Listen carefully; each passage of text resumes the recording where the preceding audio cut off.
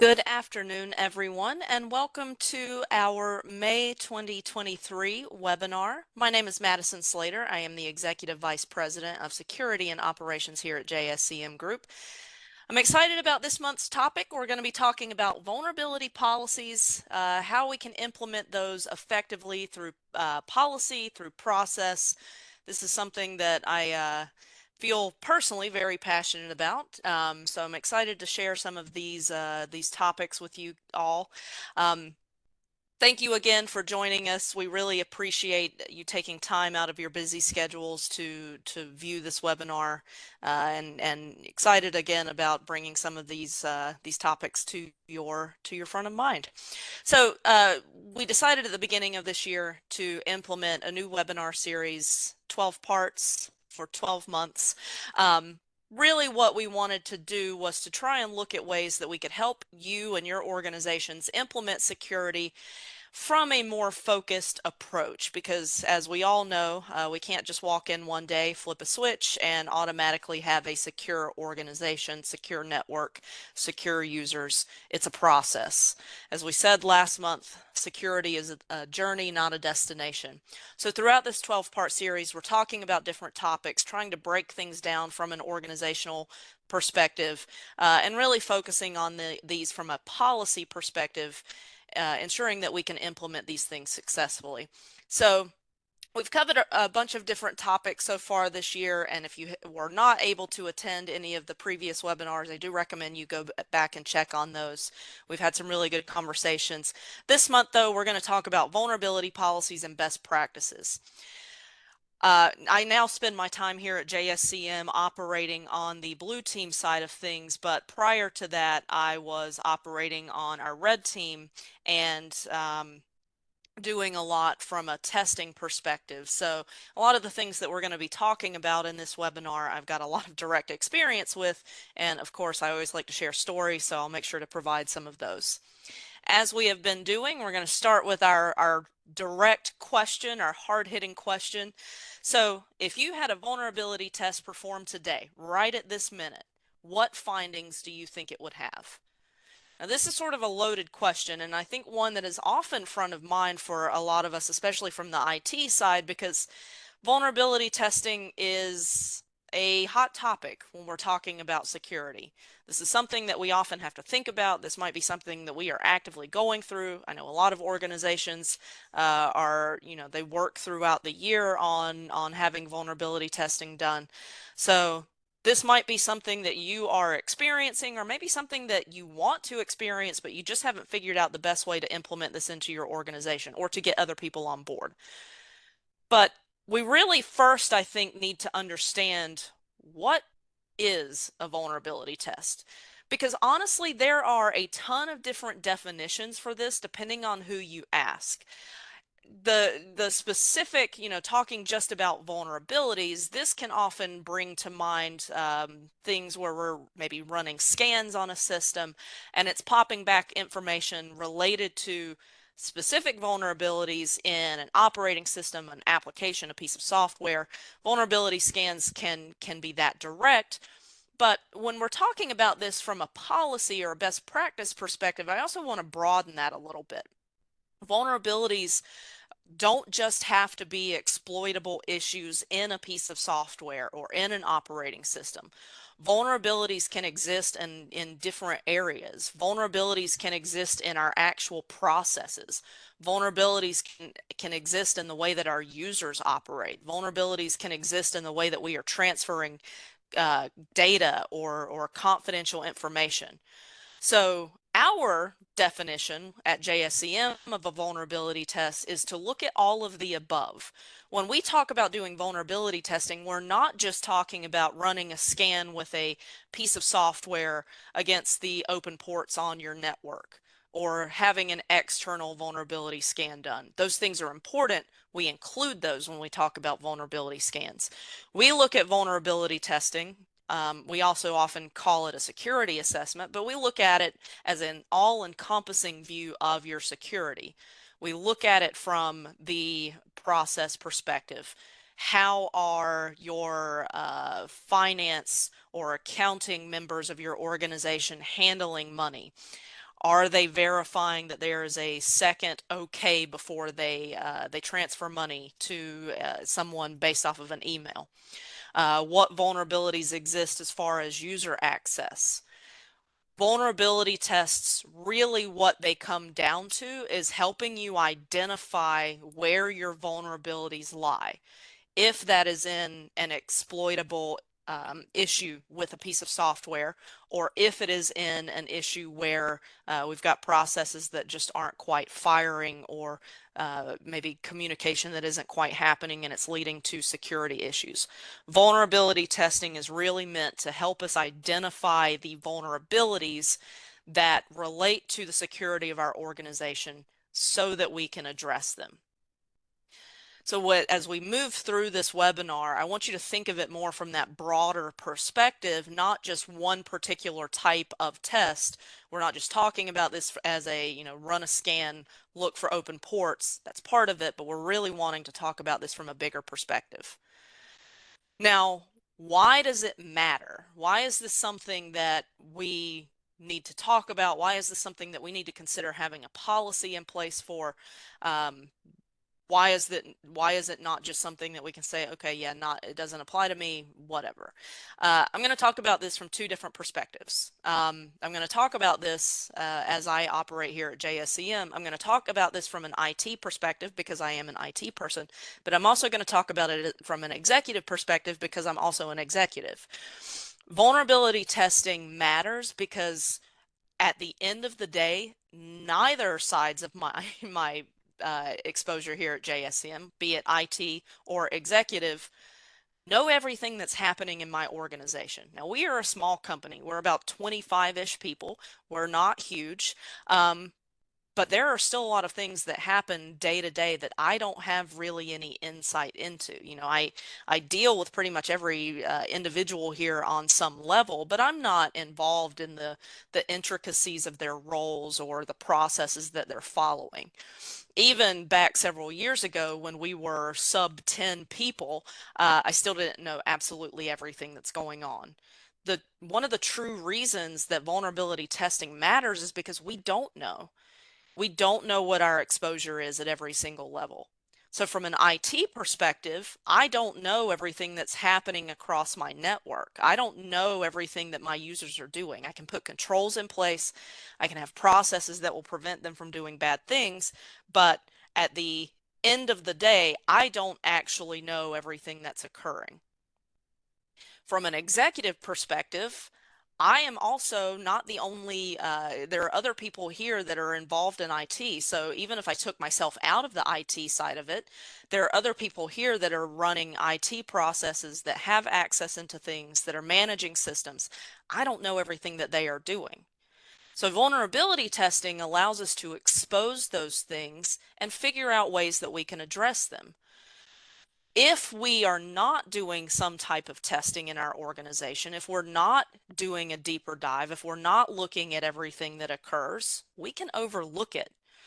And again, whether we are looking at this from an IT perspective or we're looking at this from a leadership perspective, if we are not looking at the actual issues, we become blind to them, especially from an IT perspective. Now, I want to pause here for a second and say, we as IT people, and for anyone on this call who's maybe not IT focused, maybe you are at the leadership or executive level, I'm going to let you in on a little something.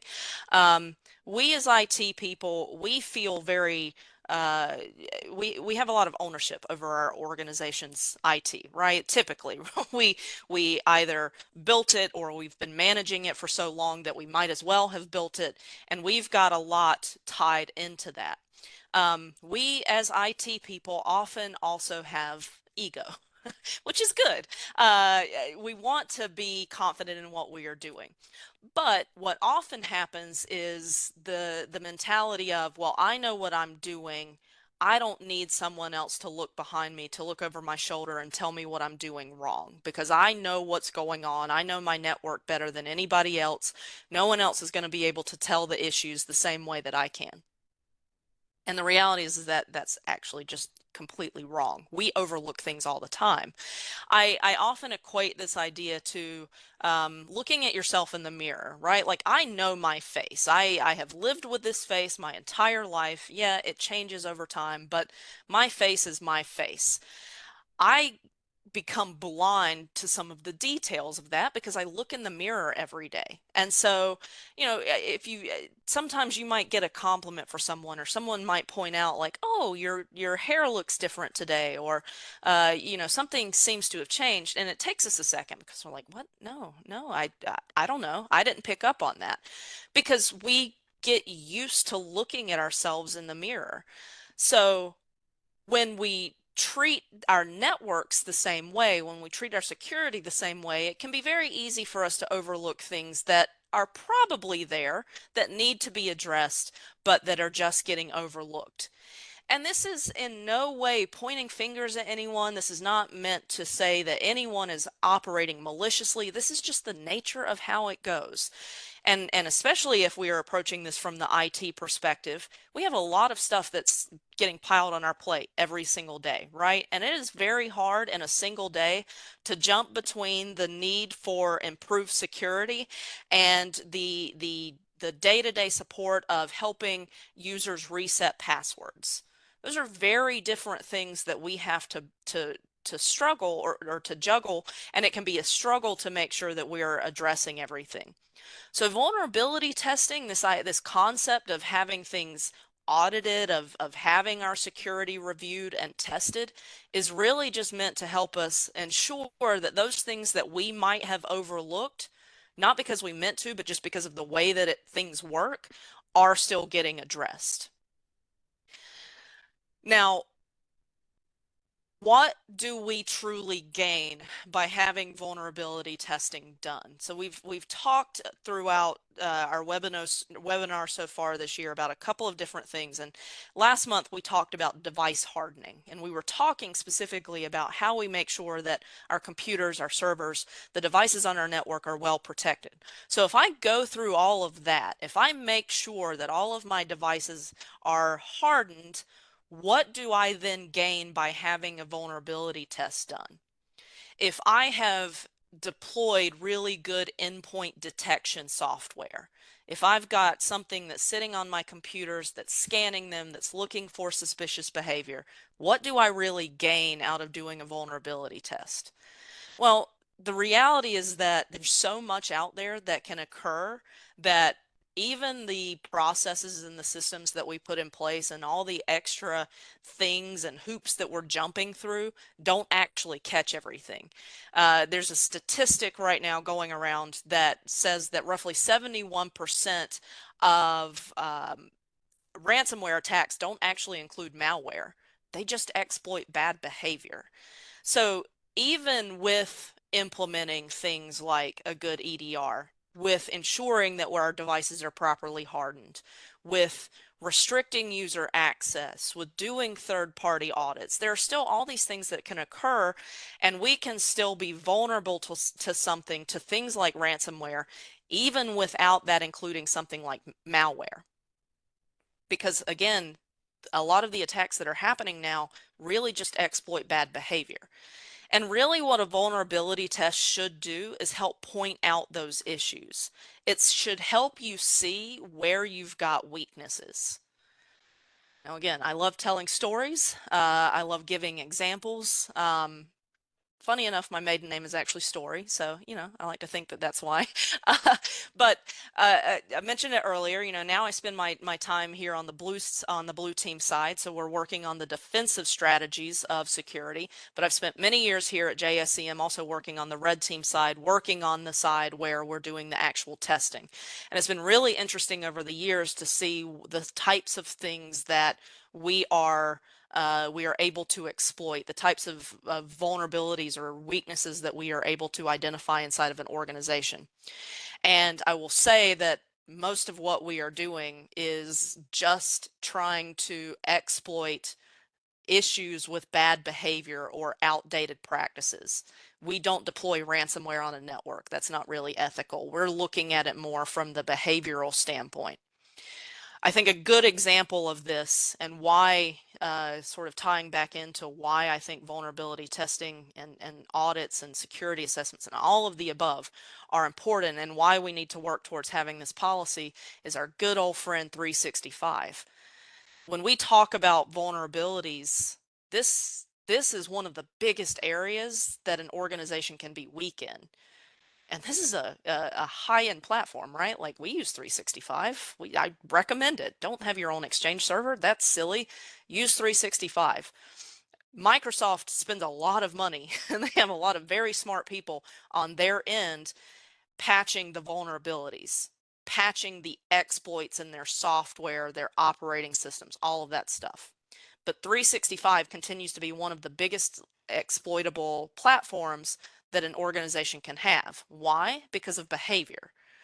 So what a vulnerability test can do, what an assessment can do is really help you identify even weaknesses in things like this, what the platform is secure, but maybe our behavior isn't. And I can give so many examples of things that we've done here. One of my most favorite ones recently was that we did a security assessment. This was one of the last ones that I got to work on before I fully moved back over to the blue team. And part of what we were doing was a phishing test on our users. Because again, when we talk about vulnerabilities, we're talking about weaknesses. And phishing, as we all know, is always a big weakness. So we always put that as part of a vulnerability test. Um, we often try to target access into an organization's 365. And so this particular test, we were setting it up in such a way that we were trying to get the user to click on a link. The link was directing them to a false page that looked like 365. It wasn't actually, but we were trying to capture credentials. That's bad. If we can get credentials out of someone, not good. Hopefully there are things like MFA in place. Hopefully we've got some training that's gone on so users know not to do that in the first place, but very easy target. Their 365 was pretty locked down. So from a vulnerability perspective, they had implemented MFA. They had good processes in place, but they had a vulnerability with their users because we got a bunch of users to click on the link. Here for a while at JSCM, my unofficial title was I was the CMO. I was the Chief Manipulation Officer because I actually really love running phishing tests. It's, I guess, that manipulative part of myself. But I also really like the psychology behind why people fail for this or fall for phishing emails. Where this ended up going, though, is that we had a user that clicked on the link. They failed the test, but then they just emailed my phishing email directly with a code. It was like 6-digit code, I think. And they said, I've got my team viewer open if you want to connect in. Now I'm going to go ahead and tell you, I had not asked for their team viewer.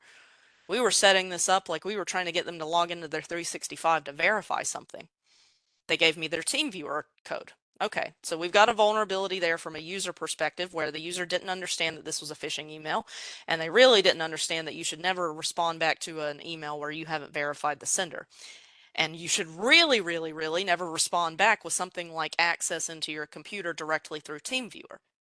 So that in and itself, through their vulnerability testing, we were able to identify that they've got a weakness with their users. We also then identified a vulnerability with their TeamViewer setup, not because TeamViewer itself was vulnerable. Again, this is a highly utilized system. The operating system is typically pretty updated, but they had a vulnerability from the perspective that there was no second verification for me to get into that user's computer. So they gave me their code. TeamViewer is a free download. I downloaded it onto my computer, popped that code in, there we go. The IT department had done what they were supposed to when it came to trying to protect certain areas of their organization. They had implemented MFA on their email.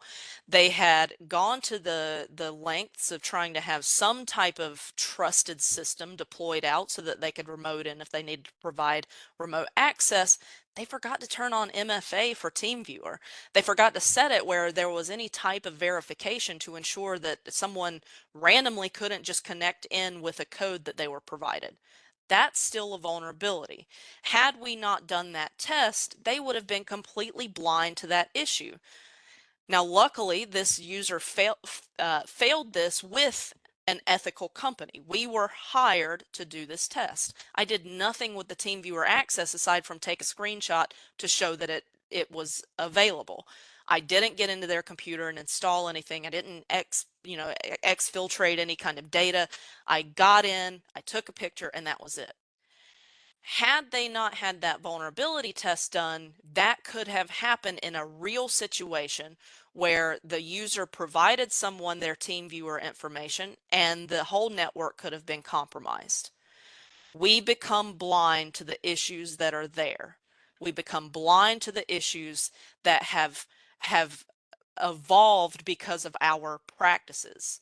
When TeamViewer first came out, when systems like TeamViewer first came out, we didn't think about putting MFA on it because at that point, that wasn't necessarily something that was being exploited. Now it is. Vulnerability testing not only gives you the ability to identify direct issues in things like operating systems and applications and things like that, but it also helps us point out if there are bad practices in place that just need to be adjusted.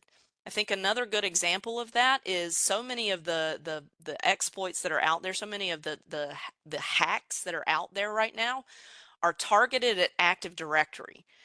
Why? Because we all use it. Now, are they trying to exploit vulnerabilities in the system itself? Sometimes, but not usually. Usually what they're doing is just exploiting old settings, old processes, old practices. Hopefully none of you on this call are set up this way, and if you are, I hope you change it by the end of the day. But one of the things that we as system admins were taught many years ago was, you know what, if you're an IT person, just give your account domain admin privileges. Why? Because you need to be able to do everything on the network, on the domain. Cool. Guess what? That's now easily exploitable. Why? Because when we log into a computer with a domain admin account, we're leaving traces of the credentials. And an attacker just needs to compromise any random computer that we logged into with that account. They get those credentials, boom, they've got full domain admin privileges. The practices that we used to follow are now exploitable because they are now just exploiting our bad behavior. If we're not having vulnerability testing done, if we're not making sure that we are having some sort of checking performed inside of our organization, we don't know that. I didn't know that. I didn't know that until someone with more experience who had the expertise in doing that vulnerability exploit told me that that was bad. I had domain admin privileges on my account when that happened. I was like, oh, well, I guess I got to change that. And I did. And you know what? In 2 years, I will figure out that there is something that I'm doing now that is bad, because processes will change. So this idea of vulnerability testing is not just to point out where the weaknesses are in our systems, but it's to make sure that we're staying ahead of the issues that are simply caused by outdated practices and outdated behaviors. So, how do we start down this path? How do we make sure that we're getting this fully implemented from an organizational perspective? Because this does need to be, much like everything that we've talked about so far this year, an organizational focus. Security is not only IT's problem. Say it again. Security is not just an IT problem. It is an organizational problem. Everyone has to care about security. And so for any of you on this call who are not IT, welcome. You are actually the ones that I want to talk to specifically because you are the ones that need to make sure that this is being implemented. IT people are often standing in the background waving their hands saying, hey, I think we should get a security assessment done. I think we should have a vulnerability test done, but they're not getting the backing to actually have that implemented. Trust me, we know there are problems. And most of us, it might be hard to hear, but we do want to know what's actually wrong so that we can fix it. But we need the buy-in at the organizational level to ensure that this is something that happens regularly. So by implementing a policy, this helps us get there. What does our policy need to include? a variety of ways that we can approach this, but I did want to try and point out some key things that I think can help make you more successful when it comes to ensuring that this is fully implemented and that it is something that is achievable. So the first is that I think any good vulnerability policy needs to incorporate what your schedule is going to be. How consistently are you going to be getting vulnerability testing done? And you can take that variety of ways. You can have, maybe smaller testing done at a monthly or a quarterly perspective, but then annually you're getting a full-fledged full assessment done, a full test of everything inside and outside of the network. Every quarter we're going to do just an external pen test, or every month we're going to do an external pen test just to make sure that we don't have any vulnerabilities there. But once a year we're going through a full-fledged assessment. We want to know everything. Having consistency is key. Getting one done 3 years ago doesn't mean anything now. You have to make sure that you're consistent because security changes, processes change, people change. So you have to make sure that you've, first and foremost, that you've got some sort of consistency and that there is an accountability level there. The next thing is making sure that you have some way that you're going to be tracking these findings. Just having a report saying, here's all of your vulnerabilities, cool, that actually doesn't do anything. Now you just know about them, but you have to actually act on them. So part of a vulnerability policy needs to be focused on how you're going to track those. What systems or processes or tools or people or whatever it is are in place that are going to make sure that those findings are actually taken care of. Knowing about it is one thing, acting on it is another. Came up in a meeting earlier here internally today. It's one thing to go to the doctor and for them to tell you you have high blood pressure. Well, what are you going to do about it? Them just telling you doesn't fix it. Now you know about it, you still got to do something. So part of your policy should be that you've got some way that you are tracking these findings and making sure that these are being addressed. They don't all have to be addressed immediately, but there needs to be some process in place to make sure that we are getting there, to make sure that we've got our pathway lined out for us. Next, internal testing. I think internal testing is great, and this is where we as the IT people can get involved. So this can come in a variety of ways. Maybe this is you're doing internal testing. You've got a system that's going to run vulnerability scans. It's going to look for outdated systems. You have the ability to do some sort of pen testing. When I say internal, I mean specifically that people internal to the organization, your own security people, your own IT department, they're doing some sort of testing. I think that's great. It gives us the ability to see what's going on. We do have insight into our own organization. We know what areas are going to be maybe a little bit more vulnerable, what areas we really care about more than others, and we can start to focus there.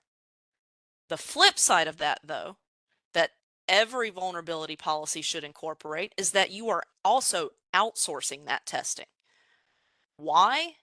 Because again, we become blind to our own networks. We become blind to our own issues. By outsourcing it, we're getting a second opinion. That's it. We are no different. We at JSCM are no different. We have a separation of duties here. We have a delegation of duties and a separation of teams because I can become very blind to what my department is doing. I need someone else checking behind me. I need an outsourced party to come in and tell me what I'm doing wrong. Part of the reason that we started doing this webinar series was because we went through a SOC 2 audit. I didn't do that audit. Someone else told me what I needed to be doing. Someone else was asking for that information. And they were asking questions at times that I had never thought of. That's the whole point. You're just getting a second opinion. You're getting someone else's perspective. You're getting someone else to say, hey, you might not know this, but these are the issues. Again, going back to my example before, that client had no idea that that team viewer issue existed because they had never done that themselves. They had never been presented with that internally. I pointed it out and they went, oh, wow, okay, yep, didn't know about that. Now we can fix it. So you've got to have that external view to make sure that you've got perspective from someone else outside of someone who looks at the system all day. And finally, and this is something that I think very, very often gets overlooked, when we're talking about vulnerability testing, and I say that it needs to be part of the policy from an accountability perspective. If you have changeover in IT as an organization, you should be getting some sort of testing done. Why? Because we need to know what was changed, even if that person leaves under good terms. Absolutely. That's okay. People leave organizations, they move on, they retire, they find other opportunities. We need to make sure that we are doing ourselves justice, that we are doing our organizations justice. If we have a major changeover in IT, we should be getting testing done to make sure that something wasn't overlooked. Not because we're questioning what that person did, but because they're not here to answer those questions anymore. Especially though, if you ever have someone in IT, and I'm talking about maybe more than just your like level one help desk person. The higher the permissions, the more emphasis there is on this. Um, just making sure that there wasn't something that was maybe purposefully overlooked or that they didn't understand was an issue, just to make sure that we've got all of our I's dotted and all of our T's crossed. I think it's really good to make sure that we're incorporating that expectation into a policy. Policies only get us so far, as we've said. But I do think it's important to have this because really what we're trying to do through this is build the accountability at an organizational level instead of just, yeah, we're going to do a security assessment or, oh, it feels really good to do this, but you know what, I'm going to wait 3 years. We have to have some sort of consistency. If you talk to someone who works in an organization that is under regulation or compliance requirements, yeah, it can be aggravating for them, but it's just part of it, right? Like if you talk to anyone that works in a financial institute, they are going through regular audits annually. They don't get to pick. Why should any of us be any different? We all deal with sensitive data. We all have information. We all have employees. We should be setting the expectations for our organization. Even if no one else is saying it, we need to be saying that we're going to be doing this because this is how we figure out if there's a problem and this is how we get ahead of it. Now, the big outside of that, and just to take a second to talk about this final piece of it, and this is something that should be worked into your policy, yes, but also something as you're approaching this mentality of I need to be doing vulnerability testing, whatever variety that looks like, is the remediation. Just getting the test doesn't do anything. It doesn't do anything. It actually kind of makes it worse because if you knew about it and you still didn't fix it, well, then that's a level of accountability that's really hard for any of us to get around. If I had a vulnerability test done and they pointed out all these issues and I didn't fix them, and then 6 months down the road my organization gets hit with ransomware that are directly related to the issues that were identified on the vulnerability test, it's going to be really hard for leadership to not make a serious decision about my employment, right? We have to make sure that we are taking steps to remediate the issue. Otherwise, the test doesn't mean anything. So part of your policy has to be focused on the remediation, making sure that you're acting upon the findings, making sure that you've got some system that is tracking that there is oversight there, that you've got a person or a group of people that are tasked with that specific thing of tracking what the findings were and making sure that they were addressed, that you have those the testing done that's not just giving you the findings, but that is pointing you down a path for remediation. It's why I say that more than just the vulnerability scan, the vulnerabilities in an operating system is important. You can go online and you can get a subscription or even maybe find a free tool that you can type your external IP address into and it will pop back and say, here's all the ports that you have open. If there are no guides for what you need to do to fix it, you can feel very lost. And again, we end up in this position where, okay, I sort of know about it, but I don't understand it. So from that remediation perspective, you need to have that testing accompanied by the remediation suggestions. You need to have someone telling you, here's what you need to do in order to get there. This has to be a key piece of your policy and it has to be a key piece of your process. Otherwise, it's not going to go very far. And you're ultimately not going to be successful in implementing this. If this webinar hasn't, if my tone hasn't proven it, this is something I feel very strongly about. Again, this is something I've spent many years here at JSCM working on, is the vulnerability side, is working with our clients on the testing, and I've seen the struggles and I've heard the issues. The biggest thing that I have heard over the years from a success perspective is the buy-in of the organization. So if you are someone on this webinar who is not IT focused, first of all, thank you for caring. But again, this is really something that we need your help with. If you are someone who is IT focused and you are having that fight, send them the webinar. But it's also something that we just as an organization are always happy to share our feelings and our thoughts on, because if we're not getting the testing done, we have no idea what's happening, which means that we have no idea what we need to fix. And it's a ticking time bomb at that point. There are issues that are sitting inside of our organization that we don't know we need to address. So this has to be something that we are taking at a higher level. As far as next steps, again, we never want to leave these webinars with just a lot of words and ideas. We want to give you something to act on. So we do have a vulnerability policy template.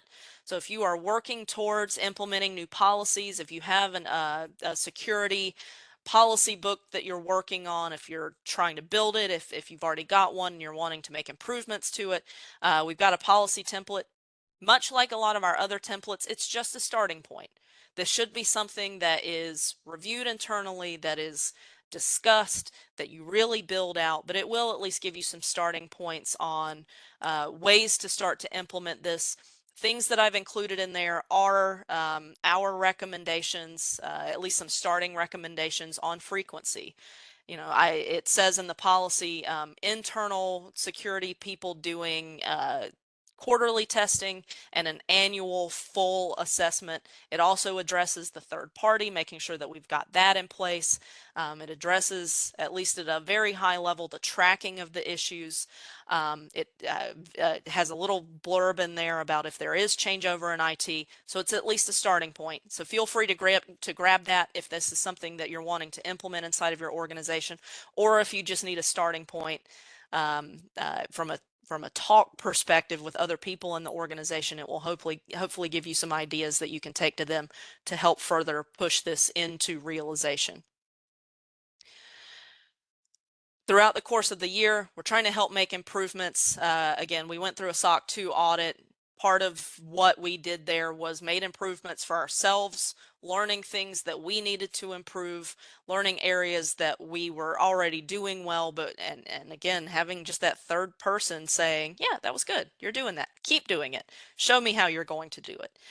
We do a lot here surrounding security, obviously. But ultimately, our goal is just in making sure that you have the tools and the knowledge and the starting point to get yourselves there as well. We will be continuing our 12-part webinar series. Next month, June, we're going to be talking about data backups.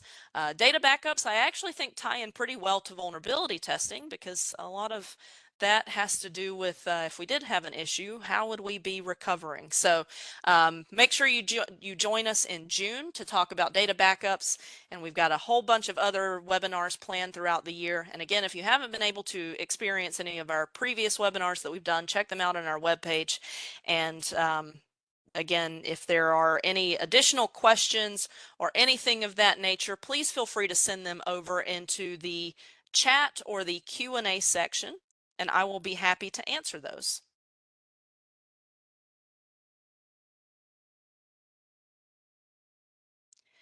And while we are waiting on any questions, this month we were doing a free giveaway. So our lucky winner is Mac McWhorter. You have won a JSCM Group backpack. I will say, with experience, it's a great backpack. I carry it through the airport all the time. There are a bunch of pockets. You will lose your tiny little stuff in it. No, that's just me because I put things in pockets and can never find it. So congratulations. Thank you for attending. Yes, nice. No, it honestly is a really cool backpack. We'll be getting that out to you. Last call for questions. If you don't have any at the moment, but maybe end up having some follow-up questions, please feel free to reach out to me directly. Happy to continue this discussion. If you've had difficulty with getting this point across inside of your organization, always happy to help there as well. Thank you all for attending. I haven't seen any other questions come through, so we'll go ahead and wrap up. I really appreciate it. We look forward to talking to you all next month. In the meantime, enjoy the warm weather, and we will talk to you in June. Thank you.